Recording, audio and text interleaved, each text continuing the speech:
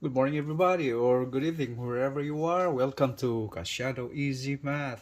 We have here these two equations. If you notice, indicated some of this in red. It's 0 equals 17. The same thing on number 2. 0 is equal to 0. What this means?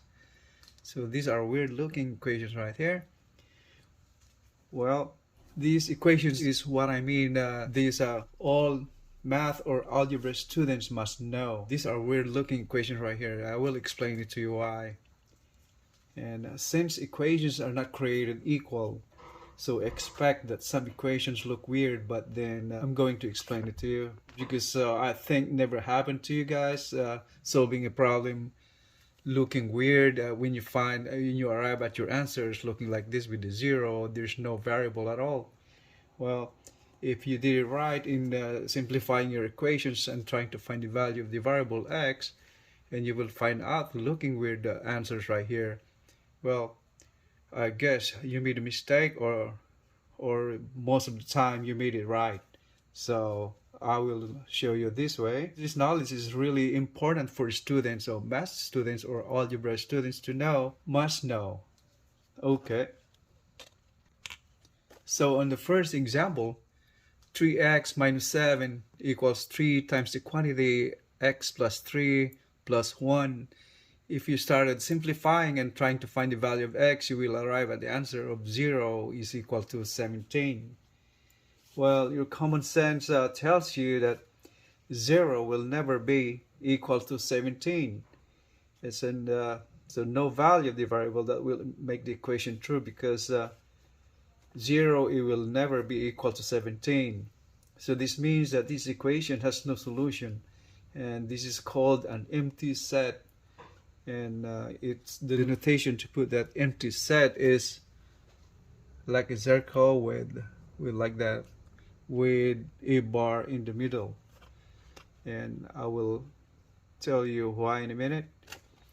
And the same thing if you have this one right here, example number 2, 3 times the quantity x plus 2, and close parenthesis minus 2 equals 4 plus 3x. Once you start simplifying and trying to find the value of x, you will arrive at this answer.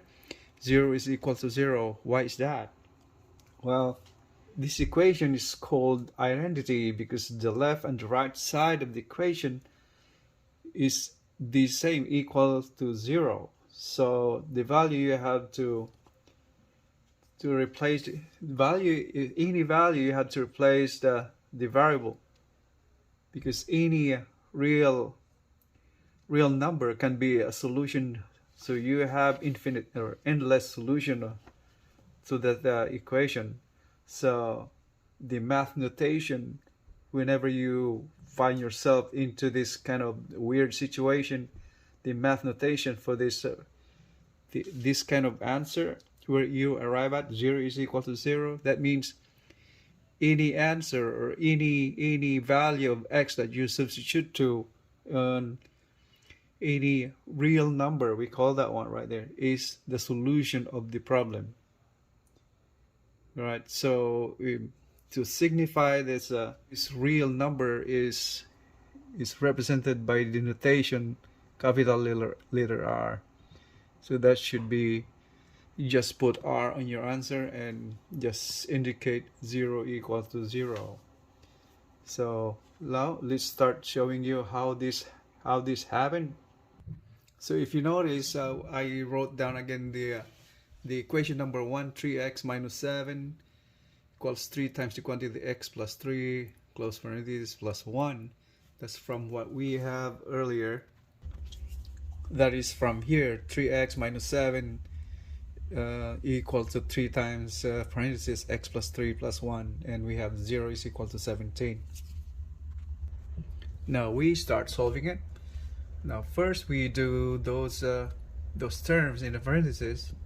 So, but this is what we call the distributive property of multiplication over addition. So you have that one right there, 3x, 3 times x, and then 3 times 3, so plus 9 plus 1, and 3x, we just bring this down, So from here we just combine like terms and transpose some of those, so this variable to the left, or we can solve it this way, right? So 3x here minus 3x, transposing, putting it to the right, to the left, that will become minus 3x, and transposing this 7 to the right side, it will come up to 9 plus 1, then minus 7 becomes plus 7. So we go, so if you notice this variable right here, negative 3 minus 3x minus negative 3x, that cancels out, that becomes 0. And 9 plus 1 plus is 10 plus 7, that's 17. So it looks weird. Since I mentioned earlier that not all equations are created equal, but then since we went through the right way of simplifying the equation and finally trying to find the value of the variable x, we came up to this answer: 0 is equal to 17. But since 0 is not always be 17, so this cannot be right. But then your common sense tells you that 0 will never be 17. So no value of the variable that will make the equation true. So once we arrive at this kind, whenever you encounter this kind of equation, so this is what we call an empty set. Empty is nothing. So the notation to do that we put on there is for the empty set. That's the notation. So all you have to do is just write that down, write that figure right there in your answer. That indicates that's an empty set, since 0 will never be 17. We go to the second example from what we had started earlier. 3 times quantity x plus 2 minus 2 equals 4 plus 3x. That is where we got it from here earlier. So where we arrive at the answer, that's 0 is equal to 0. Alright, try to justify that one, trying to find the value of variable x. So from here we start simplifying the equation and try to find the value of x. So this is distributive property again. So this one multiplied to the x, this one multiplied to 2, so 3x plus 3 times 2 is 6 minus 2 equals 4 plus 3x. Okay, so transposition 3x right there, move it to the left. That's 3x positive, going to the left it will become negative, just 3x, and then equal to 4, and then since this is 6 minus 2, that is 4, positive 4, transposing, putting to the right, it will become negative, so that's negative 4. So if you notice, 3x minus 3x, that will become 0, and this one is 4 minus 4 is 0. So okay, once again, as indicated in the earlier, 0 is equal to 0. That's the answer. That's kind of weird, huh? Yeah, but at first you thought you made mistake in simplifying the equation, trying to find the value of the variable x, but you did it right. And whenever you encounter this kind of problem where you arrive at 0 is equal to 0, so this is called, as I mentioned earlier, it's an identity, because the left and the right side of the equation is equal. They have the same identity. Doesn't matter what value you use to represent the variable, it will always become 0, because any real number can be a solution to this equation. So you have endless number of solutions. So the math notation for this is any real number.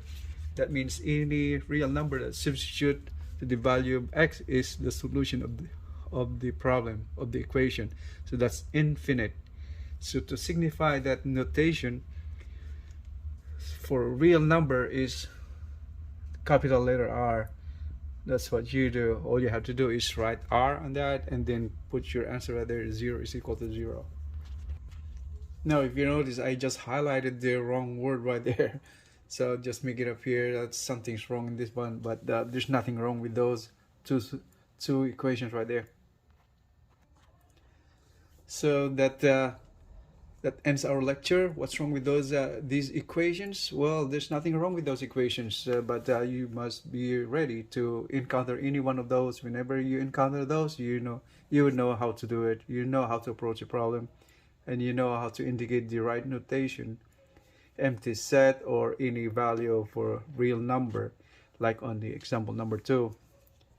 So thanks for watching, guys, and if you like this video, don't forget to hit the like button, subscribe, or share, so we gotta help other people right there learn something new when it comes to this kind of unusual equations.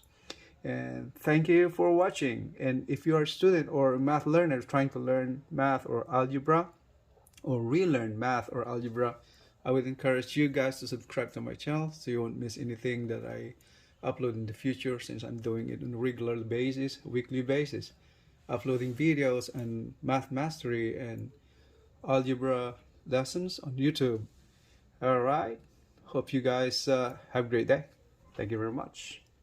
So maraming salamat po sa ating lahat, mga kabayan. Thank you for your time.